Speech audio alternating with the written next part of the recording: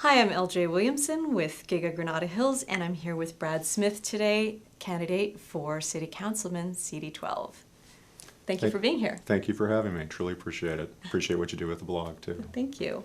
Well, I was wondering if you could tell our viewers a little bit about your background and what you feel qualifies you for the position of City Councilman. Of course. I was born and raised here in Los Angeles, here in the Northwest Valley, in fact, as was my wife. We both grew up here and went to local schools. And when we got married, we chose to stay here and raise our children here. And our kids are in public schools. This is our hometown, and we love it. And we see an opportunity to try and preserve what we have here. We have a little island of just amazing things here in the Northwest Valley that other parts of the city would love to have, and we need to do a lot to try and protect it and maintain that. And that's the biggest reason why I'm running. I've lived here my entire life, and I've seen the kind of leadership that we get from CD12 and have received in the last 3 decades. And what we get in this City Hall is another story entirely. But I think we can do better. I don't think we need professional politicians passing off the office from one to another. I think we need people who live here and care about the community. As far as my own background, I've worked in private industry my entire career in very competitive industries, including civil engineering, aerospace, and communications. And I have always come in at or under budget and on or before deadline. And that's something the city just can't seem to wrap its hands around. We have an incredible challenge here because I think CD12 is at a real crossroads. The city's built out. Porter Ranch is the last significant open space to urban development that's in the city, much less in the district. And once that's done, all the pressure for development is going to come back into the existing neighborhoods. And you can see that with the general plan updates. I'm on the Granada Hills South Neighborhood Council as one of the founders, and we went through our Granada Hills Knollwood general plan update about a year or so ago. And the pressure is to increase density everywhere that it can be done. And in essence, what that really means is you're taking away single-family residential and turning it into commercial and retail and multiple unit residential. And the thing about CD12 is the majority of people who live in Los Angeles are renters. The majority of the population is a rental population. CD12 is different. The majority of our population are homeowners. And there's nothing wrong with one or the other, but that's what gives this area the character that it has. When I grew up, the saying was, well, we live out here and everybody else is over the hill. And there is kind of an out in the toolies feel up here, and it has been. And you live out here because that's what you want. I mean, if you want to live on Wilshire Boulevard or Ventura Boulevard, that's great. Those are great neighborhoods if that's what you're looking for. But I don't think anyone moves to Northridge or Granada Hills or Chatsworth looking for Wilshire Boulevard. So I think there's a real issue at play in what kind of community we're going to have 4, 5, 10 years from now. And with Councilman Smith not running for re-election, it's an open seat, and I think there's an opportunity to get somebody who's really dedicated to the neighborhoods into a position where they can do something. So that's why I'm running. So can you please contrast, in previous conversations with you, you've told me that Mitch Englander, the front runner, presumably, represents more of the same. Can you talk about his approach and what you would do differently? I think Mr. Englander is certainly a decent individual, and he has put a lot of time into public service, and I salute him for that.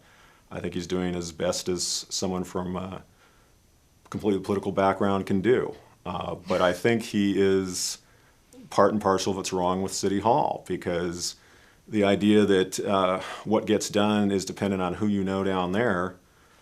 We've had 8 years of that with Greg Smith, and we had 24 years of that with Hal Burnson.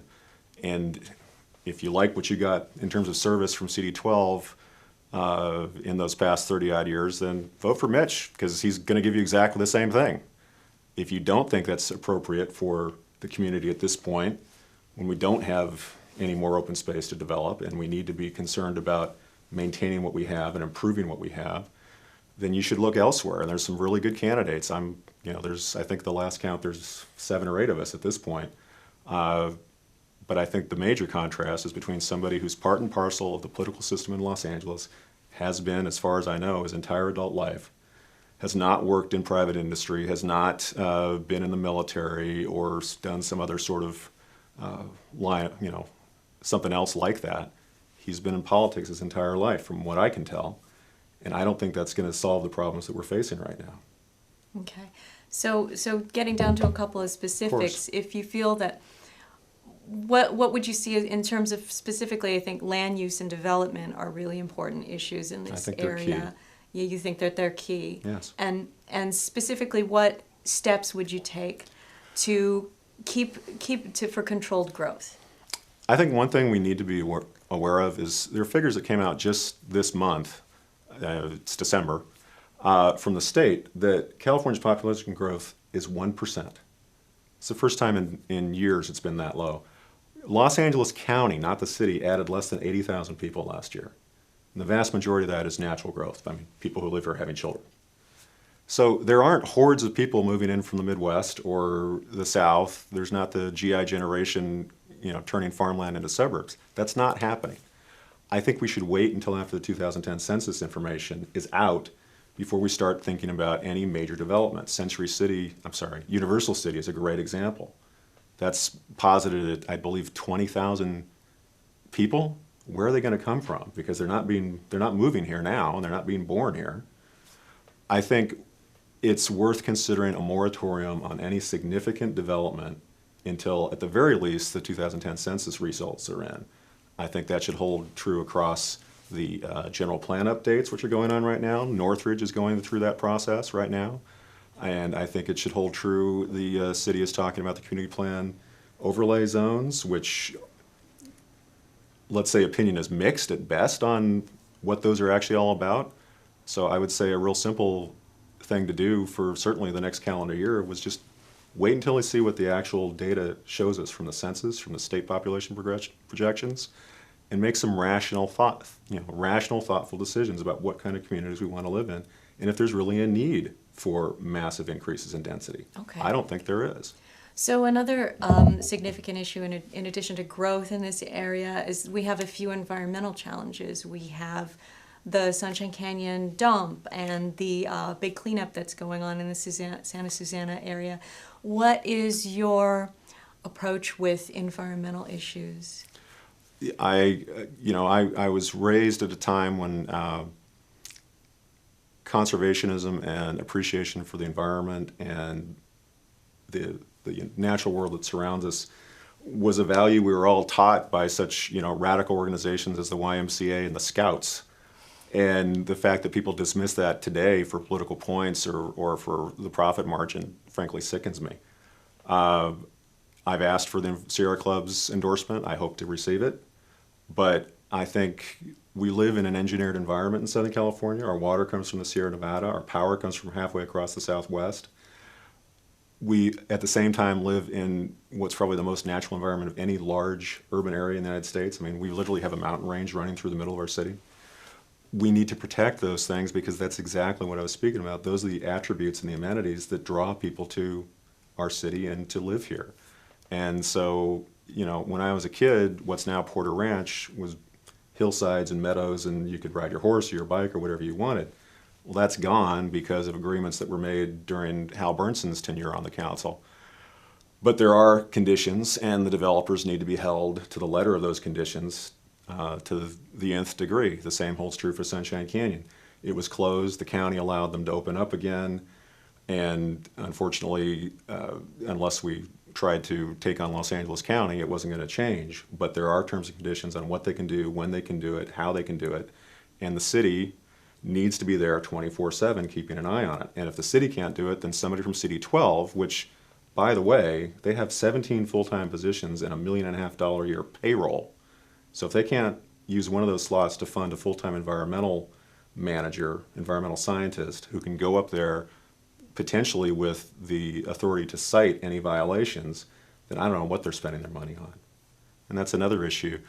There's a lot of concern about the city's budget and how things get cut. I mean, we have the only big city library in the United States other than Detroit that's closed 2 days a week, which doesn't say much for the city of Los Angeles. But another thing is, again, there's 17 full-time slots over there. If I, by great good fortune, was actually in a position to make something happen. One of those slots would be a full-time deputy city attorney. One of those slots would be a full-time code enforcement officer to handle quality of life issues. One of them would be a full-time environmental manager. And that's what they would be doing. They would not be doing whatever it is that the CD12 staff does now. And they would also be working directly with the neighborhood councils, directly with the community organizations, the residents organizations, the PTAs, the chambers, the bids. And if I was in CD12, my staff would be attending every one of those meetings. They wouldn't be showing up, giving a report, and walking out. Okay. Now, another concern a lot of the other candidates I spoke with brought up was jobs, job creation in the Sure. area. That's obviously a big concern for everybody right now. What do you have to share on that topic about your approach? There are things the city offers. I mean, this is the second largest and second wealthiest city in the United States. We have a natural environment. I mean, it's December right now, and you can walk outside in shorts and t-shirts, which should be pretty darn attractive to any company on the East Coast of the United States or the Midwest. We have our own water and power, which, despite a lot of very accurate criticisms, is still cheaper than in the surrounding communities that are, that they get their service from for-profit corporations. We have the port, we have the airport, we have two of the finest universities in the country, much less the state, and the finest science university in the state is basically right across the city limit in Pasadena. We have tremendous attributes. This is a great city, and there's no reason why we should not be incredibly attractive to business and in new investment, especially manufacturing, because manufacturing should be the backbone of our economy. And it has been in the past, and it can be in the future. I work for a civil engineering company right now, and we recently sponsored an event at Caltech, which focused on renewable fuels and renewable energy. And although there are naysayers, I will say this: when some of our largest European competitors, Siemens, for example, are making a third of their revenue on what they classify as renewable technology, there's obviously a market and sales to be made. When you have former director of the CIA coming and talking about renewable energy as a national security issue, everybody in California talks about, well, what's the next Silicon Valley? Well, it's going to be sustainability.